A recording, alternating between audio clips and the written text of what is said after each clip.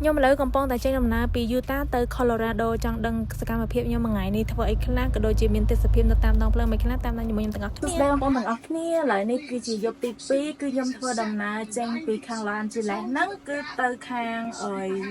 ប៉ែក New York និយាយទៅគឺទៅរដ្ឋ Connecticut ទេតែ Connecticut និង New York ហ្នឹងគឺនៅជីតែ2ម៉ោងទេគឺដល់ហើយនិយាយទៅគឺខ្ញុំធ្វើដំណើរដោយឡានផ្ទះរបស់ខ្ញុំនេះ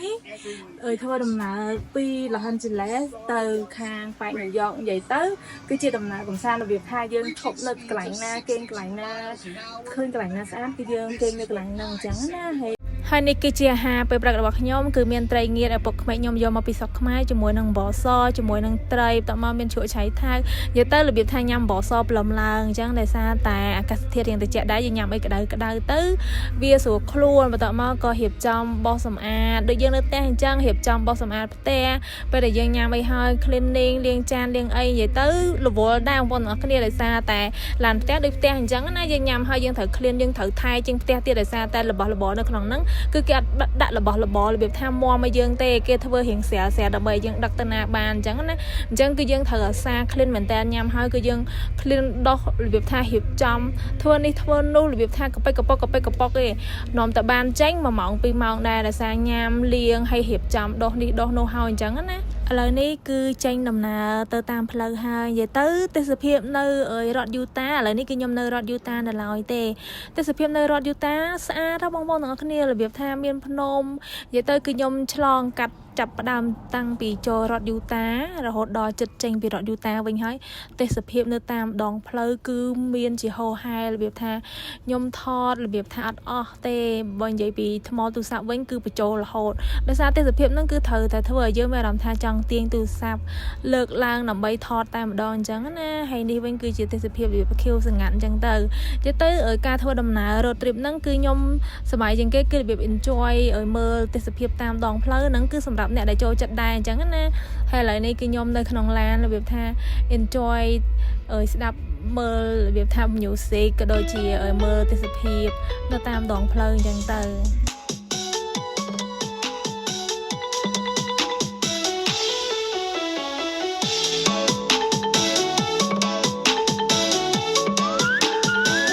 ស្រីស្រសងហាជាសេលីកាពាក់វ៉ែនតាធំបើក្លានដៃមួយសោចដាក់ខ្ញុំអោក្រមុំរត់ស្រស់ដៃមកខាងជ្រងសក់ភ្នែកសំឡក់ហើយសួរខ្ញុំថាអ្នកប្រុសជីវាងទៅណាមកណាកាយតាមផ្លូវអូនឡានអស់សាំងជុំទាំងរាំងកណ្ដាលផ្លូវឡានរុញមិនទៅស្ទះគេពីផ្លូវបើប៉ូលីសមកដេញស្រីស្រងទូម្នេញចេញមកឈរហើយធ្វើមកជឿមុខដូចគុំនោះមិនគួរយកគេចោលកណ្ដាលផ្លូវខ្ញុំឃើញស្រីល្អងាកក៏ឈរធ្វើមុខក្រញើចិត្តមងសៅអោស្រីពៅខ្មាំគេអស់អ្នកសាខ្ញុំដើរឈរចិត្តញញឹមដាក់ហើយស្រែកឲ្យថាអ្នកស្រស់ជីវាងជីសេលីកាអងសង្កណ្ដាលផ្លូវ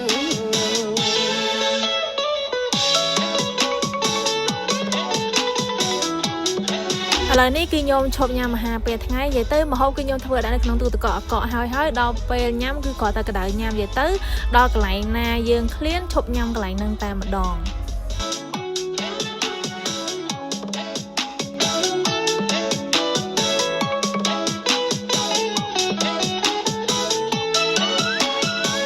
ស្រីស្រសងហាជាសេលីកាពាក់វ៉ែនតាធំបើក្លានដៃមួយសោចដាក់ខ្ញុំអោក្រមុំរត់ស្រស់ដៃមកខាងជ្រងសក់ឥឡូវនេះគឺខ្ញុំឈប់ចតនៅតំបន់នេះដោយសារតែមានប្រជាជនឬក៏ដូចជាអ្នកទេសចរឆ ឆ្លងកាត់តាមផ្លូវហ្នឹងណាគឺគាត់ឈប់ច្រើនមែនតើអញ្ចឹងខ្ញុំឈប់មើលដែរនិយាយទៅគឺទេសភាពរៀងប្លែកហើយស្អាតដោយសារតែទឹកដីមួយខាងទៀតហ្នឹងគឺក្រហមតែថាមានប្រជាជនអត់មានអ្នកណាអាចរស់នៅបានទេគឺទេសភាពសុទ្ធតែម្ដងអញ្ចឹងណាវារៀងប្លែកហើយភ្នំគេហ្នឹងគឺរបៀបដូចនៅភពផ្សេងដូចនៅអីអញ្ចឹងណាបងប្អូនឃើញដីគេឡើងក្រហមតែម្ដងនិយាយទៅគឺខ្ញុំចុះចតថតសកម្មភាពក៏ដូចជាវីដេអូប្លែកអញ្ចឹងណាទុកជាបទពិសោធន៍ក៏ដូចជាmemory នៅក្នុងវីដេអូរបស់ខ្ញុំមួយនេះទុកចែកជូនបងប្អូនទាំងអស់គ្នាមើលក៏ដូចជាទុកសម្រាប់ខ្លួនឯងមើលនៅពេលអនាគតអញ្ចឹងទៅបងប្អូនទាំងអស់គ្នាឃើញភ្នំនេះឆ្ងល់ដូចខ្ញុំមានអារម្មណ៍ថាដូចប្លែកមែនតើដោយសារភ្នំមិនមានកលៈដូចរបៀបមនុស្សធ្វើអញ្ចឹងណាគ្រាន់តែជាការគិតរបស់ខ្ញុំទេហើយធម្មតាភ្នំគឺទៅត្រង់ឬក៏ដូចភ្នំយើងអញ្ចឹងណាហើយភ្នំនេះមានកលៈហើយដូចព្រៀងប្រាសាទអញ្ចឹងទៅហើយបន្តមកចេញមួយទៀតដូចប្លែកបងប្អូនភ្នំណាអញ្ចឹងមនុស្សអានឹងតតែមនុស្សយើងធ្វើមែនណាខ្ញុំគ្រាន់តែការគិតណាមើលលក្ខណៈចេញមកដបងម្ដុំហើយបន្តមកអត់មានអីទេហើយគ្រាន់តែជារូបរាងភ្នំអញ្ចឹងទៅតែអត់ខ្ពស់ទេម្ដុំទូចមួយអញ្ចឹងហើយធម្មជាតិដុះមកប្លែកមែនតើនៅប្រទេសអាមេរិកនេះអញ្ចឹងណាហើយអានេះវិញខ្ញុំមានអារម្មណ៍ថាដូចចែដីអញ្ចឹងឬក៏ចែដីបុរាណអីចឹងណាប្រហែលជាការរស់នៅពីមុនហ្នឹងមនុស្សយើងធ្លាប់រស់នៅពីមុនយូរឆ្នាំអីចឹងទៅធ្លាប់សាងសង់ជាប្រាសាទជាអីហើយបងប្អូនមើលនេះវិញមកដូចរបៀបប្រឆិតដូចសំពៅដូចអីបន្តិចមកចេះនេះឲ្យដូចរបៀបគាំងនៅហ្នឹងអញ្ចឹងណានេះបើសិននៅស្រុកខ្មែរយើងវិញចេញរឿងនិទានចេញអីចេញជាប្រវត្តិរឿងអីណាមួយដោយសារតែមើលពីចង្អាយទៅដូចប្រាសាទដូចអីបងប្អូនគិតដូចខ្ញុំអត់ខ្ញុំនិយាយថាពេលដែលជិះតាមឡានអញ្ចឹងទៅយើងអត់អីធ្វើជាងចេះតែមើលដុំថ្មប្លែកមើលភ្នំហ្នឹងទៅតមកក៏មានការសម័យអញ្ចឹងណាគ្រាន់តែគិតនៅក្នុងអារម្មណ៍បន្ទាប់មកក៏បែងជាគំនិតចែកម្លែកទៅដល់បងប្អូនមើលអ្នកប្រុសជីវាងទៅណាមកណាកាយតាមផ្លូវអូនឡានអស់សាំងជុកកែងរៀងកណ្ដាលផ្លូវឡានរុញមិនទៅស្ទះគេពីផ្លូវបើប៉ូលីសមកដេញស្រីស្រងទូម្នេញចេញមកឈរហើយធ្វើមកជឿមុខដូចគុំនោះមិនគួរយកគេចោលកណ្ដាលផ្លូវខ្ញុំឃើញស្រីល្អងាកក៏ឈរធ្វើមុខក្រញើចិត្តមងសៅអោស្រីពៅខ្មាំងគេអស់អ្នកសាខ្ញុំដើរឈរចិត្តញញឹមដាក់ហើយស្រែកឲ្យថាអ្នកស្រស់ជីវានជីសេលីកាអងសង្កណ្ដាលផ្លូវ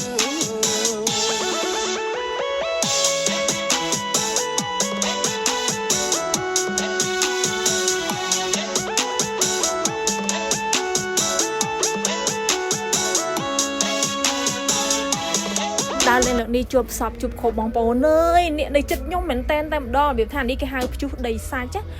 ណាហើយបងប្អូនទាំងអស់គ្នាមើលពីចង្អាយចឹងដូចដីប៉ើង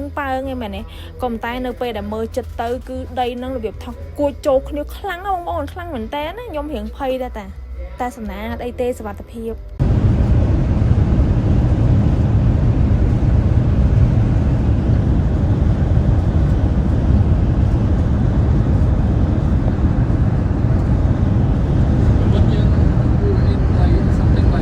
ក៏ពីជីប្រហែលជា10នាទី5នាទីក៏ស្ងប់ស្ងាត់វិញទៅអត់អីទេបងប្អូន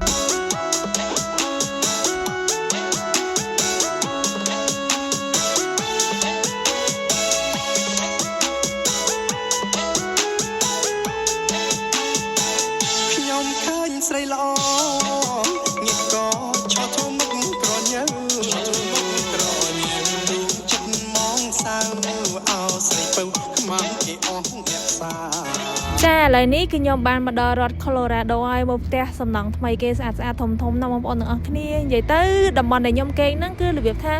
តំបន់រៀងជនបទគេមានចិញ្ចឹមសេះចិញ្ចឹមគោចិញ្ចឹមអីចឹងទៅហើយក៏ប៉ុន្តែកន្លែងដែលខ្ញុំចតឡាន RV ឡានផ្ទះហ្នឹងណាស្អាតមែនតើដោយសារតែខ្ញុំចូលមកទៅគឺគេមានរបៀបរៀបរយរបៀបថាគេមានបុគ្គលិកគេហ្នឹងធ្វើការហ្នឹងរបៀប helpful មែនតើរបៀបថាជួយយើងអីចឹងណាហើយនេះគឺខ្ញុំបានមកដល់កន្លែងហើយនេះគឺជាកន្លែងដែលខ្ញុំស្នាក់នៅបងប្អូនចង់ស្នាក់នៅបានតែមកយប់$100អញ្ចឹងណាគឺយើងបញ្ចតឡានផ្ទះអញ្ចឹងទៅហើយគឺគេមានអ្នកបុគ្គលិកហ្នឹងនាំយើងទៅកន្លែងខ្លះអត់ទេគឺគេឲ្យយើងជិះរកដោយខ្លួនឯងអញ្ចឹងណាឥឡូវនេះគឺគេនាំខ្ញុំទៅកន្លែងដែលខ្ញុំចតហើយនិយាយទៅគឺគេធ្វើស្អាតបងប្អូនគេមានស្មៅគេមានកន្លែងអង្គុយរបៀប clean ហើយមានសម្រាប់អត់មានអីទេកន្លែងនេះរបៀបថាគួរឲ្យចង់នៅខ្ញុំឃើញថាតម្លៃដែលស្នាក់នៅមួយថ្ងៃពីរថ្ងៃនឹងអ្នកខ្លះគេនៅខែគឺតម្លៃផ្សេងនិយាយទៅលើការចរចាក៏ដូចជាយើងមើលអនឡាញទៅគេមានដាក់តម្លៃហើយកន្លែងងូតទឹកគេស្អាតមែនតើបងប្អូននិយាយទៅដូចអូតែលតែម្ដងរបៀបថាគេមានកន្លែងងូតទឹកកន្លែងយើងមកលាងខ្លួនលាងអីហ្នឹងគឺគេមានគ្រប់សពឲ្យយើងតែម្ដងខ្ញុំថតវីដេអូជូនបងប្អូនទាំងអស់គ្នាមើលដោយសារតែខ្ញុំភ្ញាក់ដោយសារតែកន្លែងនេះដូចស្អាតវាស្អាត clean តែម្ដងហើយចូលមកដល់អត់មានឲ្យយើងទាស់អីទេហើយនេះគឺជាកន្លែងដែលខ្ញុំចតឡានផ្ទះអញ្ចឹងនិយាយទៅនៅចិត្តកន្លែងគេងហើយបន្តមកបងប្អូន fresh មែនតែម្ដងកន្លែងនេះហើយព្រះអាទិត្យលិចរបៀបថាស្អាតស្រស់ស្អាតមែនតែនិយាយទៅរបៀបថាធ្វើឲ្យយើងមានអារម្មណ៍refresh relax តែម្ដងកន្លែងនេះតំបន់នេះស្ងប់ស្ងាត់ peaceful របៀបថាយើងមកដូរខ្យល់បរិសុទ្ធហ្នឹងគឺជាកន្លែងលេខ1ហើយអូខេអញ្ចឹងវីដេអូរបស់ខ្ញុំគឺមានតែប៉ុណ្្នឹងទេអរគុណបងប្អូនទាំងអស់គ្នាចាំមើលវីដេអូខ្ញុំបន្តទៀតគឺខ្ញុំធ្វើដំណើរបន្តទៅរដ្ឋមួយទៀត